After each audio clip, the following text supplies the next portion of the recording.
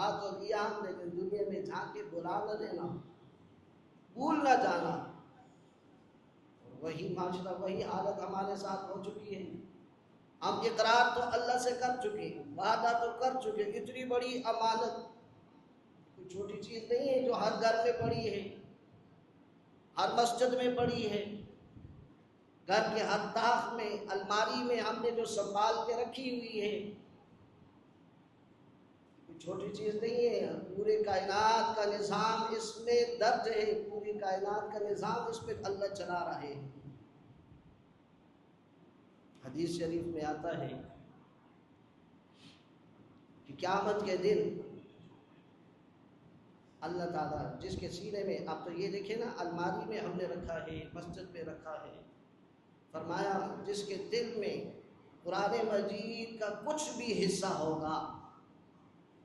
حدیث سنا، جس کے دل میں قرآن مجید کا کچھ بھی حصہ ہوگا،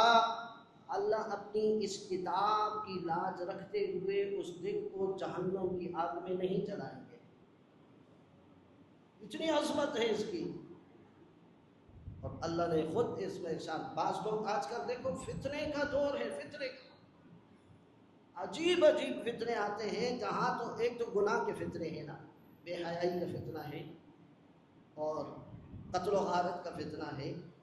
زناکاری کا فتنہ ہے، ہم سے گناہ، آنکھیں محفوظ نہیں، زبان محفوظ نہیں، دل ایک گناہ کے فتنے آ رہے ہیں، عقائد کو بگاڑے ڈالنے کے فتنے آ رہے ہیں، اعمال کو خراب کرنے کے فتنے آ رہے ہیں۔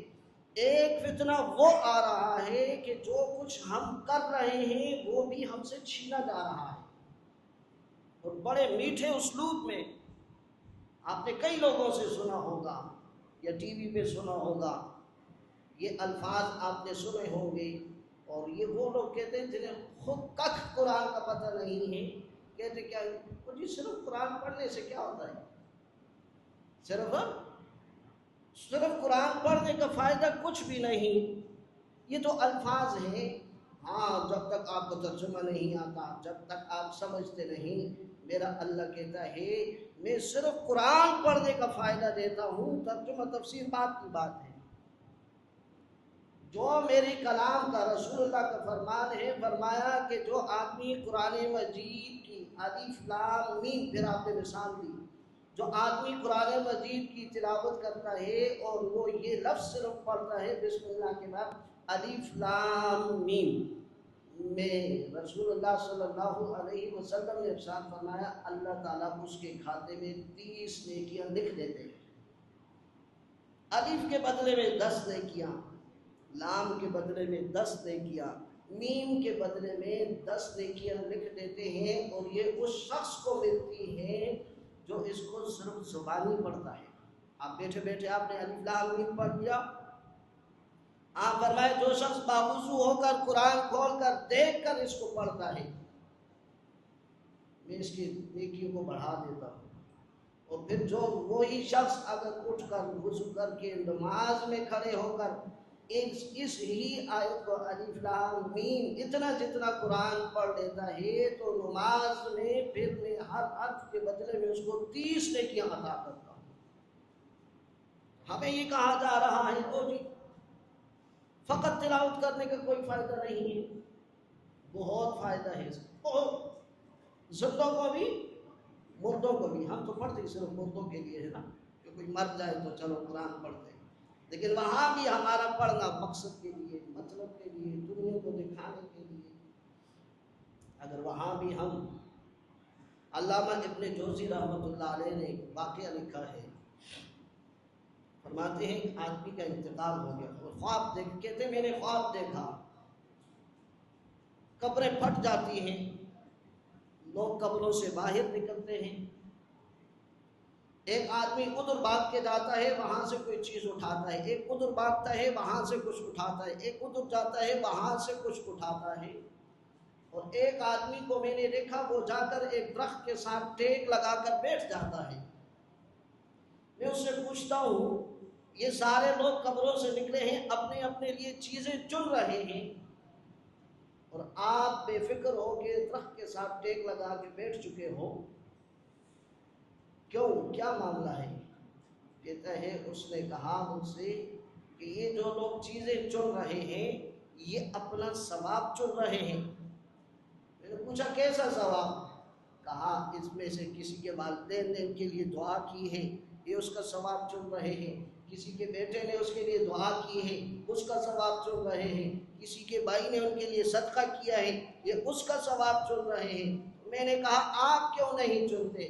آپ کیوں ایک کنارے میں بیٹھ چکے ہو؟ کہا میں یہ مال اس طرح نہیں چنتا، مجھے اللہ نے ایک بیٹا دیا ہے، میں نے اس کو حافظ قرآن بنا دیا ہے، وہ ہر روز میرے لیے ایک قرآن مجید پڑھ کے ثواب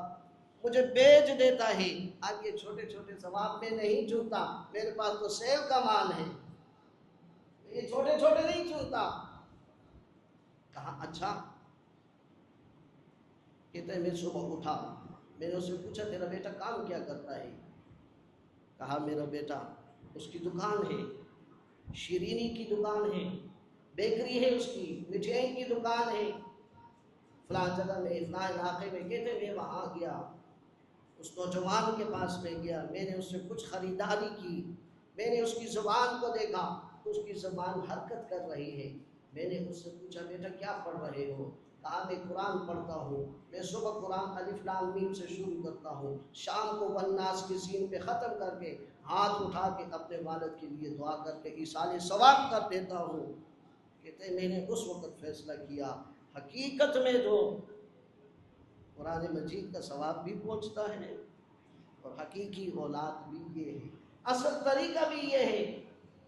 رسول اللہ صلی اللہ علیہ وسلم کے پاس ایک آدمی آیا، کہا اللہ کے رسول میری ماں فوت ہو چکی ہے اور میرے پاس کچھ مال ہے، میں چاہتا ہوں میں اس کو صدقہ کر دوں اپنی والدہ کے لیے، تو کیا اس کا ثواب پہنچے گا؟ اللہ کے رسول نے کہا ہاں، تو اپنے والدہ کے لیے مال کو صدقہ کر دے، اللہ تعالیٰ اس کو ثواب بھی پہنچائیں گے اور بدلے میں اجر عظیم بھی عطا کریں گے۔ ہم کیا کرتے ہیں؟ ہمارا تو مرتبات میں ہے کھانے پینے کا انتظام پہلے، ہمیں اپنے مرنے والے کی عجیب لوگ ہیں، قسم سے ہم مطلبی لوگ کچھ تھوڑی اپنی ہم عیب بیان کرتے ہیں، اپنے عیب بیان کرتے ہیں۔ میرا بھائی فوت ہو گیا، پہلی میری زبان پہ کلمات نکلتے ہیں کفن آنو کفن، دوسرا یہ ہوتا ہے مہمان ہیں کھانے کا کیا ہوگا، آپ بھول جاتے ہیں وہ بھی فلاں بھی آئے گا، فلاں بھی آئے گا، فلاں بھی آئے گا، کچھ کھانے کا اچھا بندوبست کرنا، پھر اس میت کو غسل کا طریقہ،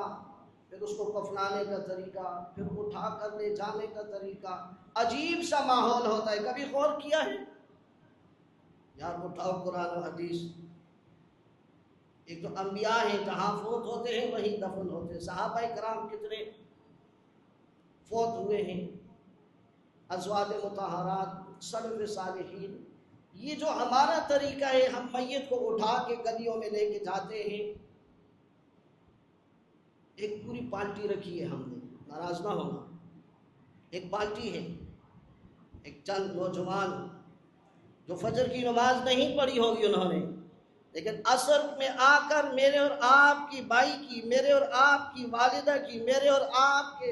ابا جان کے جنازے کے ساتھ بینڈ کرتے ہوئے جا رہے ہوں گے، نوحہ کرتے ہوئے جا رہے ہوں گے، پتہ نہیں کیا سے کیا پڑھتے ہوئے جا رہے ہیں، ادھر ہی